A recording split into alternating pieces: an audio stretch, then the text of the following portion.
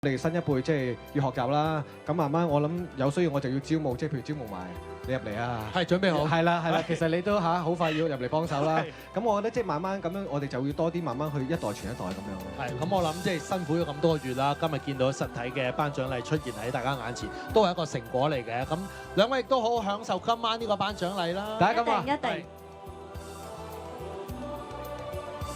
好，咁等佢哋兩位咧就係影張靚相先。係，冇錯，影張靚相留念下先。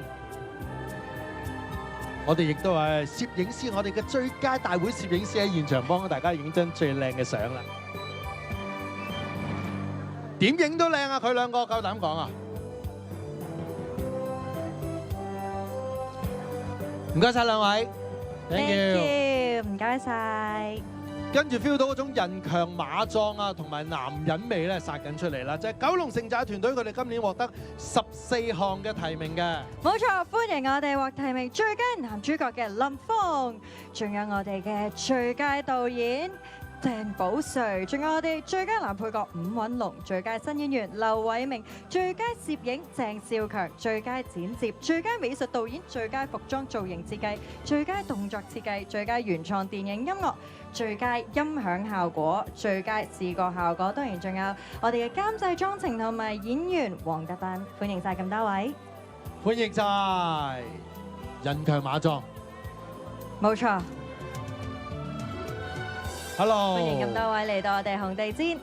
Hello。咁既然咧呢一個影帝候選人而家喺我身邊，我就問下你先，林峯先生，想問下今次行紅地氈心情如何咧？帶住你嘅身份，非常開心啊！好榮幸可以參演到一部大家咁中意嘅電影啦，同埋可以同成班兄弟一齊行紅地氈，係好榮幸。講到同成班兄弟咧，即係你啲兄弟頭先喺前面，佢哋心情就好輕鬆嘅。但係我知近排啦，即係又要預備演唱會啦，又預備今晚嘅頒獎禮啦。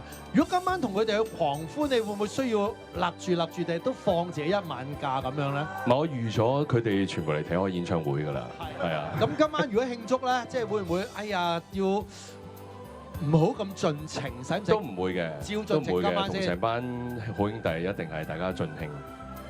不過今次喺九龍城寨咧入邊咧，即係呢一個陳樂君嘅角色，好多人都話咧見到好耳目一新啊！會唔會其實內心咧有啲乜嘢角色係都想突破或者再挑戰下嘅咧？